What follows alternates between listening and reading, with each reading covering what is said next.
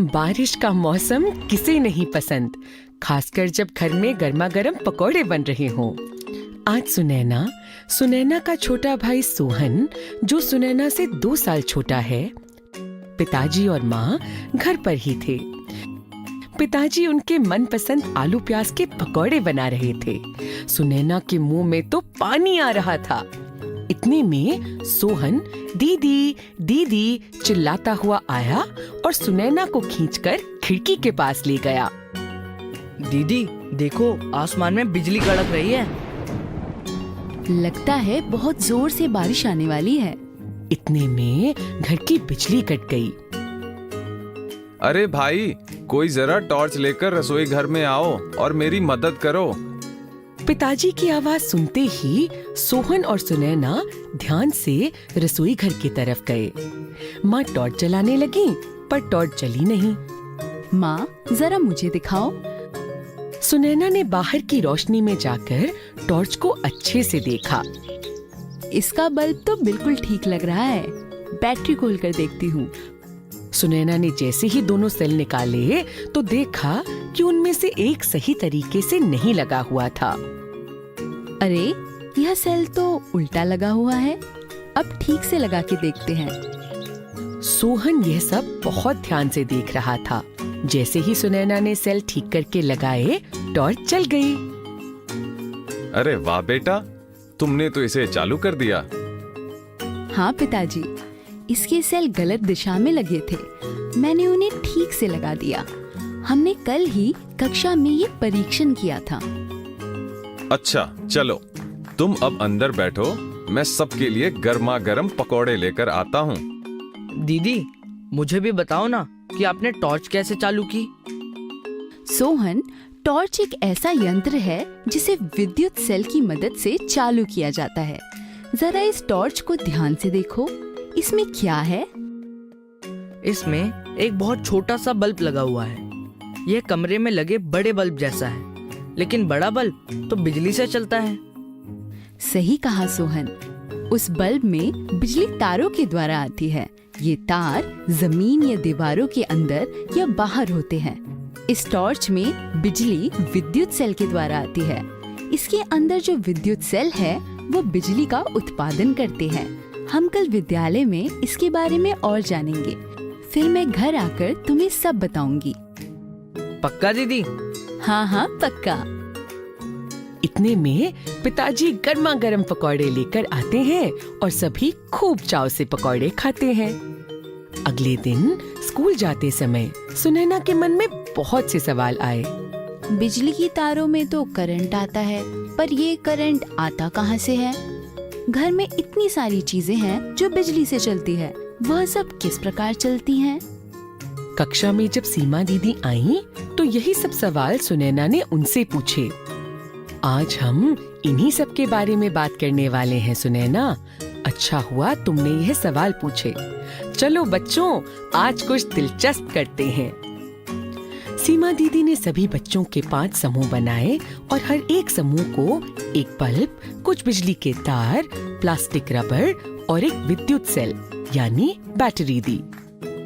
सभी समूहों के पास एक बल्ब, बैटरी तथा बिजली के तार हैं। सबसे पहले आप बल्ब का अच्छे से निरीक्षण करें और बताएं कि आपने क्या-क्या देखा।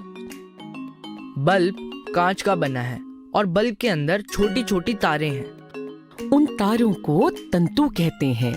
जब हम प्रयोग द्वारा बल्ब जलाएंगे, तब आप सब ध्यान से तंतु का निरीक्षण करेंगे। बल्ब का निचला हिस्सा धातु से बना है और गोल आकार का है। सीमा दीदी, इसमें एक जोड़ यानी प्लस और एक घटा यानी माइनस का निशान भी है। वह बल्ब के 2 टर्मिनल हैं। एक पर धन चिन्ह यानी कि प्लस और एक पर ऋण चिन्ह यानी कि माइनस है। अब हम सब इस बैटरी की मदद से बल्ब को चालू करना सीखेंगे। आप ध्यान रखें कि इस बैटरी की मदद से हम विद्युत का उत्पादन कर रहे हैं। यह प्रयोग किसी बड़े के सामने ही करें तथा सिर्फ इस बैटरी की मदद से करें। विद्युत तार या सॉकेट से ऐसा प्रयोग न दोहराएं। अब आप सब विद्युत तारों में से प्लास्टिक के आवरण या लेयर को हटा दें। आप सभी को एक प्लास्टिक रबड़ दिया गया है। उसकी मदद से बैटरी, तार और बल्ब को जोड़कर बल्ब जलाने का प्रयास करें। पांचों समूह में काम शुरू हो जाता है। सुनैना के समूह में सुनैना, मोहन, मीना और प्रदीप हैं। सुनैना झट से प्लास्टिक के आवरण को हटा देती है। मोहन बैटरी पर प्लास्टिक रबर चढ़ा देता है और तारों के दूसरे सिरों को बल्ब के अलग अलग हिस्सों से जोड़ना शुरू कर देता है। बाकी समूहों में भी यही प्रक्रिया चल रही होती है। इन दोनों सिरों को जोड़कर मैं बल्ब के निचले हिस्से में लगाकर देखता हूँ। ऐसा करने पर बल्ब नहीं जलता। यह देखो, जिस तरह प्लस या माइनस का निशान बैटरी पर बने हैं, उसी तरह बल्ब में भी है। हम सेल के धन चिन्ह यानी प्लस को बल्ब के धन चिन्ह यानी प्लस से और सेल के ऋण चिन्ह माइनस को बल्ब के ऋण चिन्ह यानी माइनस से जोड़ कर देखते हैं। ऐसा करने पर बल्ब जल जाता है। सीमा दीदी, देखो ये बल्ब जल गया। अरे वाह! अब उल्टा जोड़कर देखो। क्या हम इसको उल्टा कर सकते हैं? हम सेल के धन चिन्ह यानी प्लस को बल्ब के ऋण चिन्ह यानी माइनस से और सेल के ऋण चिन्ह यानी माइनस को बल्ब के धन चिन्ह यानी प्लस से जोड़कर देखते हैं। ऐसा करने पर भी बल्ब जल जाता है। सभी समूहों ने अपने अपने तरीके से बल्ब को चालू करने की कोशिश की और सबको सफलता मिली। सभी बच्चे प्रयोग करके बड़े खुश हुए। सीमा दीदी, इतने सारे तरीकों में से केवल कुछ तरीकों से बल्ब क्यों जला? अच्छा सवाल है। आओ साथ में पता करते हैं कि ऐसा क्यों हुआ। सुनैना, तुम्हारे समूह में बल्ब कैसे जला? दीदी, हमने सेल के धन चिन्ह को तार की मदद से बल्ब के ऋण चिन्ह से मिलाया। इससे हमारा बल्ब चालू हो गया। जब आप सबने सभी चीजों बल्ब, तार एवं बैटरी को सही तरीके से लगाया तो यह विद्युत के लिए एक रास्ता बन गया। इस तरह की व्यवस्था जहां विद्युत सेल के दोनों टर्मिनल बल्ब के दोनों टर्मिनल से जुड़े होते हैं, उसे विद्युत परिपथ कहते हैं। बल्ब केवल तभी चालू हो पाया जब आपके बनाए विद्युत परिपथ में विद्युत धारा प्रवाहित हुई। हाँ। चलो बच्चों, आज हमने जो भी सीखा उसका एक प्रवाह चार्ट बनाते हैं। सीमा दीदी ने बोर्ड पर प्रवाह चार्ट कुछ इस तरह बनाया। विद्युत सेल से विद्युत उत्पन्न होता है। विद्युत प्रवाह जो एक प्रवाह करता है विद्युत परिपथ में, जिससे विद्युत यंत्र चलते हैं। सभी बच्चों ने इसे अपनी अपनी पुस्तिका में बनाया। आज की कक्षा तो बहुत मजेदार थी। मैं घर जाकर यह सब माँ, पिताजी और सोहन को बताऊंगी।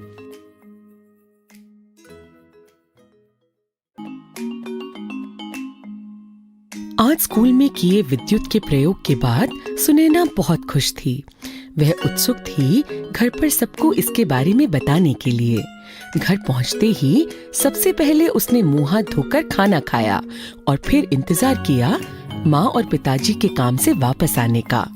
शाम को जैसे ही माँ पिताजी वापस आए, सुनैना उनको अपने दिन के बारे में बताने लगी। सोहन भी अब सोकर उठ गया था। माँ, पिताजी, मुझे आपको कुछ बताना है। अरे सुनैना, पहले बैठने तो दो। सुनैना और सोहन ने माँ और पिताजी के हाथ से उनका सामान लेकर रखा और उन्हें पानी दिया। हाँ सुनैना, अब बताओ क्यों इतनी उत्साहित हो? पिताजी, आज स्कूल में हमने बैटरी और तार की मदद से एक बल्ब को दीप्त किया। अरे वाह, तुम्हें तो बहुत मजा आया होगा। ये आपने कैसे किया सुनैना दीदी? बैटरी और तार की मदद से एक विद्युत परिपथ बनाकर। विद्युत परिपथ क्या होता है? सोहन, किसी भी विद्युत यंत्र को चलाने के लिए एक विद्युत परिपथ चाहिए होता है, जिसमें विद्युत धारा बहती है। इससे ही बल्ब जैसी चीजें दीप्त होती है। मुझे भी बनाना है विद्युत परिपथ। नहीं सोहन, वो तो स्कूल में सीमा दीदी ने बनवाया था।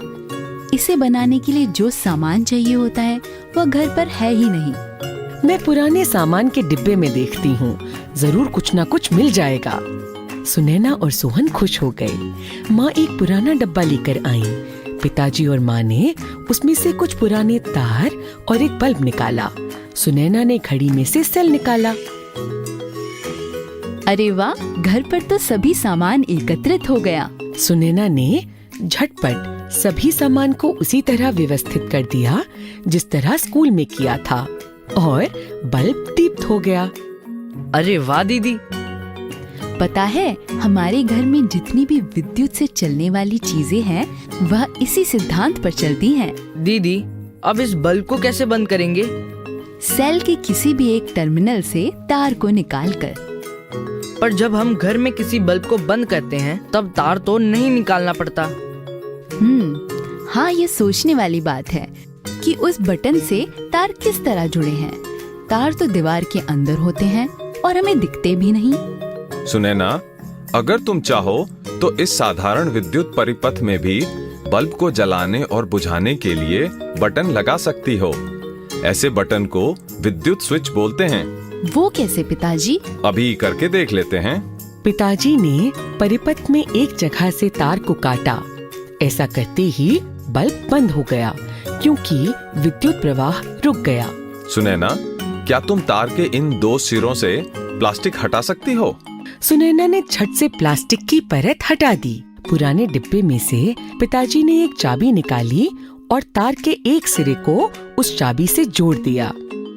सुनैना, अब चाबी का दूसरा हिस्सा तार से जोड़ो।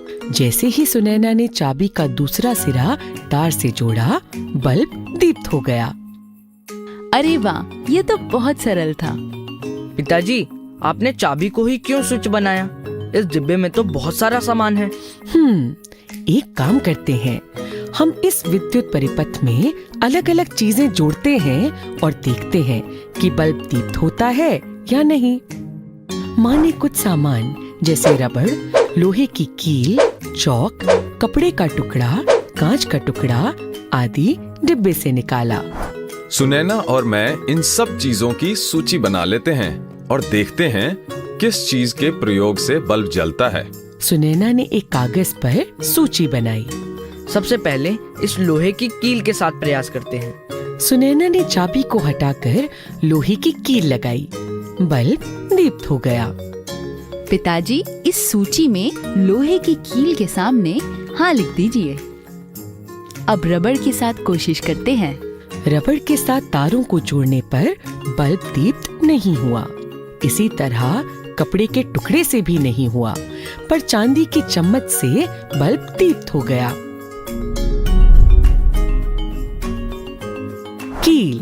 कील से बल्ब जल जाता है। रबड़ लगाने पर बल्ब नहीं जलता। कपड़े का टुकड़ा लगाने पर बल्ब नहीं जलता। चांदी लगाने पर बल्ब जल जाता है। ऐसा क्यों है कि कुछ चीजों से बल्ब दीप्त हुआ और कुछ से नहीं?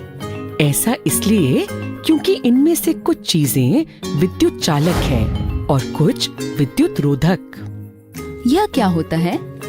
जब विद्युत परिपथ में विद्युत का प्रवाह होता है, उसमें कहीं भी रुकावट आने से विद्युत उत्पन्न नहीं होती और वह परिपथ अधूरा माना जाता है। विद्युत चालक ऐसे पदार्थ हैं जिनसे विद्युत प्रवाह नहीं रुकता, बल्कि ये पदार्थ आसानी से विद्युत का प्रवाह करवाते हैं, जैसे धातु से बने पदार्थ, लोहा, तांबा, चांदी इत्यादि। इसलिए बिजली के तारों को धातु से बनाया जाता है ताकि विद्युत उनमें प्रवाह कर सके। पर तारों के ऊपर तो प्लास्टिक होता है। हाँ, धातु से बने तारों पर विद्युत रोधक पदार्थ चढ़ाए जाते हैं, ऐसे पदार्थ जो विद्युत प्रवाह को रोकते हैं। तारों के ऊपर प्लास्टिक इसलिए जरूरी है ताकि यदि कोई उन्हें छुए तो विद्युत से झटका ना लगे। हाँ बच्चों, विद्युत से बहुत संभल कर रहना चाहिए। इस तरह के प्रयोग बड़ों की मौजूदगी में ही करने चाहिए। घर में भी विद्युत यंत्र केवल बड़ों के सामने ही इस्तेमाल करें। यदि विद्युत से जुड़ी किसी भी चीज से असावधानी बरती जाए तो हमें गंभीर चोट भी लग सकती है। जी पिताजी, हम इन बातों का ध्यान रखेंगे। भाई मुझे तो बच्चों के साथ यह प्रयोग करके बहुत मजा आया। मुझे भी। हमें भी।